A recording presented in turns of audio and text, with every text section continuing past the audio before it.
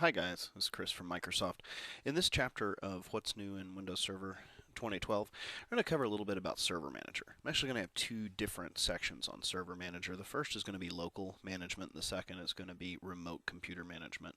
The Server Manager, which has actually been around for a little while, is something that pops up when you first log in. If you're in Min if you'll remember from a previous chapter, this right here is, oh, it doesn't have a name yet. This is Contoso MS1 from a previous change of the GUI. We made this min shell, and you notice that Server Manager pops up. Server Manager also starts immediately in Server with a GUI. It's not part of the Server Core. In Server Core, to do your out-of-box config, best way to do that is sconfig. Sconfig gives you a set of menus where you can get the initial configuration of a server, such as IP address, joining it to a domain, getting its firewall turned on and off, setting up the date and the time, and other things like that. Since we're in Min shell, we actually have some GUI tasks we can do.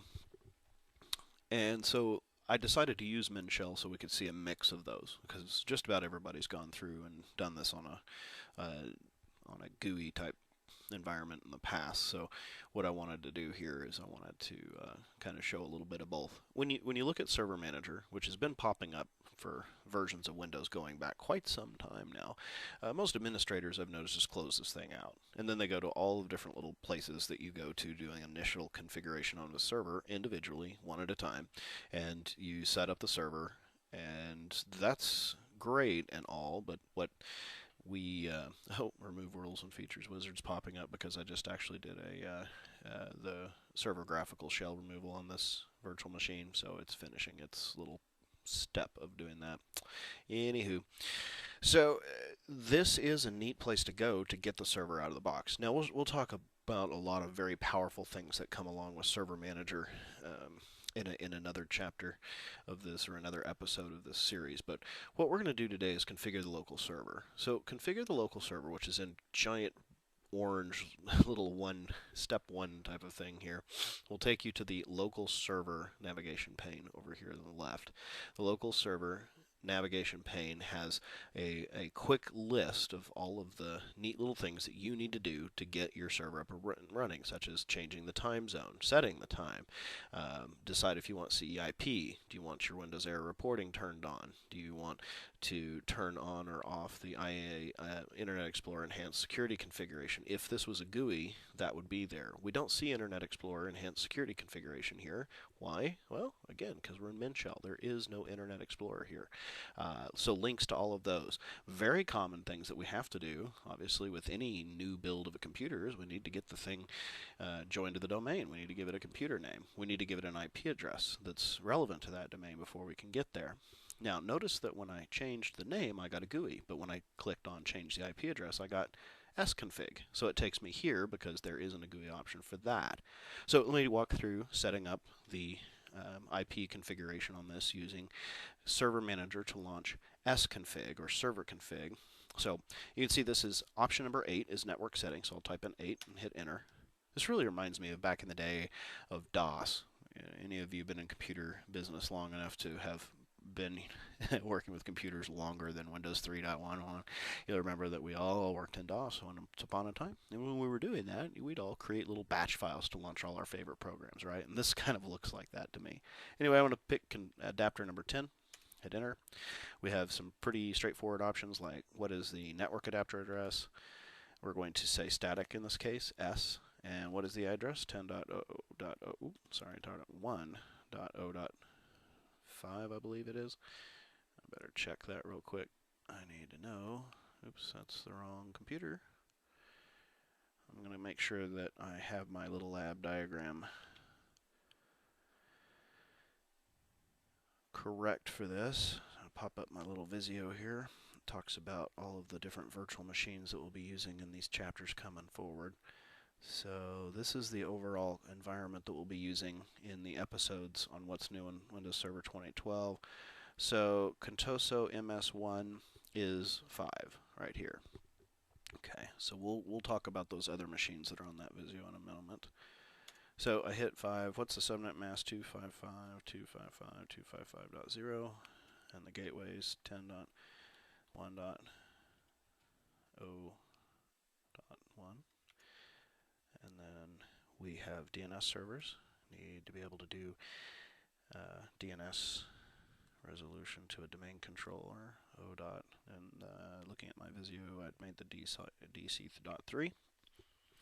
Otherwise, we can't. So blank. Return to the main menu and exit.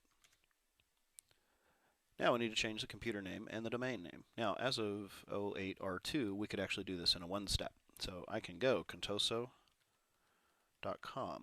and change this to Contoso MS1 all at the same time. Now, assuming that my DC is up and running, which hopefully I turned that on. Look at Hyper-V.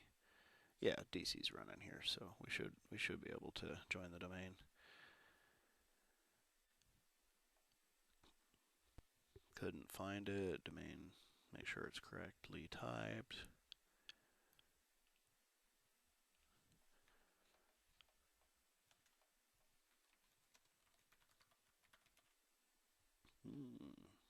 We seem to have a issue here. So NS lookup. Can't find the DNS server. Oh, no, there he is. O.com. That's pretty awesome. The domain controller for Contoso.com can't find Contoso.com. Let me fix that real fast. I'll jump back. Never mind. Layer 1 issue. So first thing I checked was, is the DC even connected to here? So apparently when I imported these VMs, I had some issues. I need to check all of these actually, make sure that that's not the only one. Contoso, DC2 is connected to Contoso.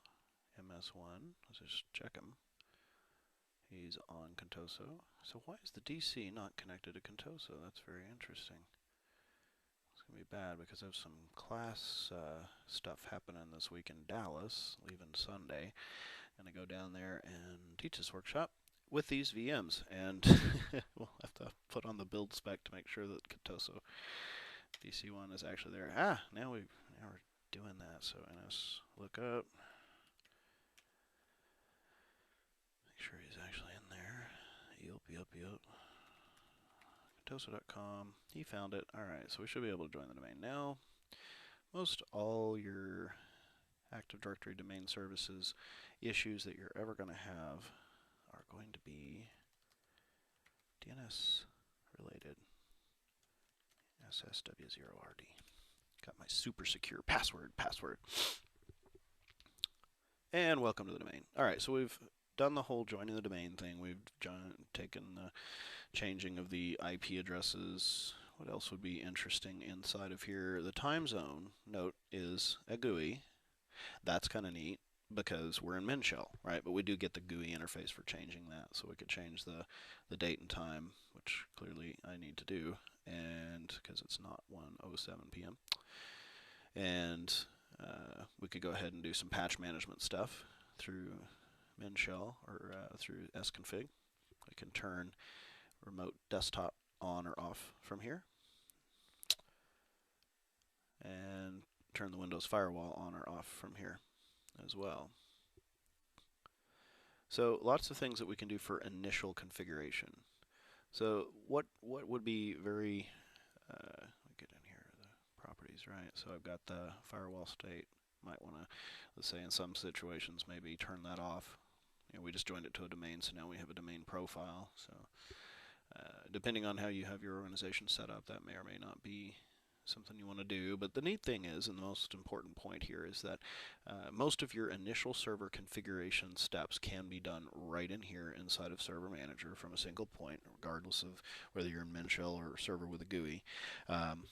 Once you have a fully configured server, you don't really need to touch it again, because you can then attach this server to this server for management from another machine that has Server Manager on it. That's going to be the next episode. We're going to be talking about remote server management from Server Manager in Windows Server 2012. So I'm going to go ahead and let this thing reboot, and I'll film the next chapter and get that uploaded. So for now, this has been Chris with Microsoft, and as usual, I'd like to mention that this is not an official Microsoft video. This is just a project that I'm doing for myself, and it's not an official plan of record. So, need to also let you know I've got a blog. If you like to follow me on my blog, there's a real easy website to remember. It's 9z.com. That's just the number 9, the letter z.com, which you can go out there and find my LinkedIn, my Facebook, and my Twitter type links from there. If this video was useful to you in any way, please give it a like, just so that it has a better chance of other people seeing it. And I'll see you guys in the next episode. Thank you.